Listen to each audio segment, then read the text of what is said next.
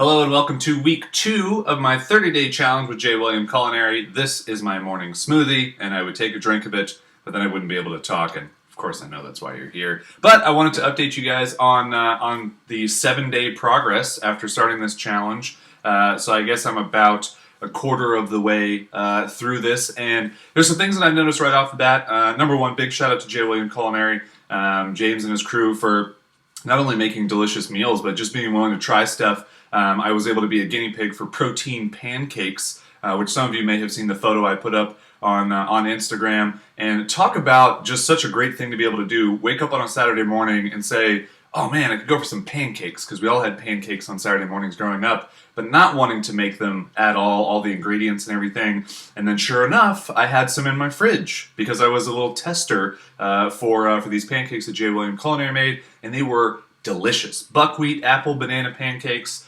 Super simple, already made, didn't have to do anything but cut open the package, pull the pancakes out, put them in the oven, warm them up, put a little bit of syrup on them, and they were gone. And they were delicious. So I think 14 grams of protein in those guys, and it was good. It was the perfect amount. So big shout out there. But I wanted to give you guys 2 of my favorite things so far in this challenge. After the first week of doing this, number one, just the ease of cooking these meals. When you have 2 people, number one, who live together, who work together, spend a lot of time together, cooking meals becomes somewhat of a pain.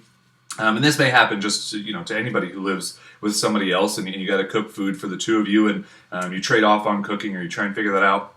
This makes it unbelievably easy. I mean, really, you just like I said with the pancakes, when you cut open these packages, we do this in the oven, not only because our microwave is on the fritz, but also because I think it's actually faster. So set the oven to broil, pour out the 2 meals on a piece of aluminum foil on a pan, put it in the oven, set the timer for 7 minutes. When it beeps, your meals are hot and ready. Put them on a plate and eat them.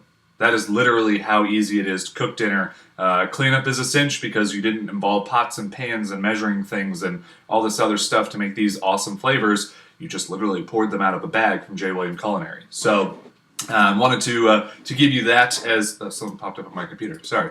Wanted to give you that as one of my favorite things after the first week. And then my other thing that I thought was really unique that I noticed was that I wasn't craving bad food.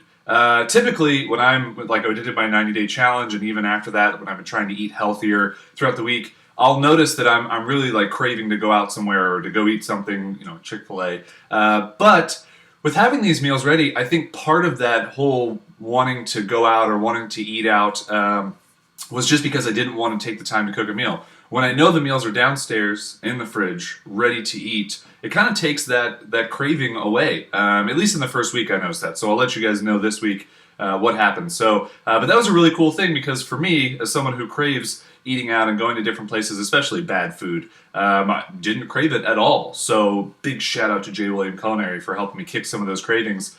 Just having those meals ready just kind of takes that psychological battle of, oh, do I cook or do I go out? It's already there and ready, so it's an easy choice to make. And I wanted to highlight this week my 3 favorite things that are on the menu that I've already tried and enjoyed, aside from the protein pancakes, because that one's actually not on the menu. But the beef fajitas, which have vegetables, grilled vegetables, and chimichurri, just delicious. The smell kind of went throughout my entire house. There's good garlic in there. Those are really good. The Mayport shrimp and fresh fish with, I believe it was jasmine rice. I do not enjoy fish. I'm not a fish person.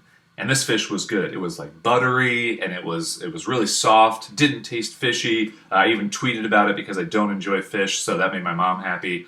And the third item, which I actually saw via J. William Culinary's Instagram, and if you want that link, it's in the description below or at my blog, jasonsadler.com. And it was the Mojo pork with garlic broccoli.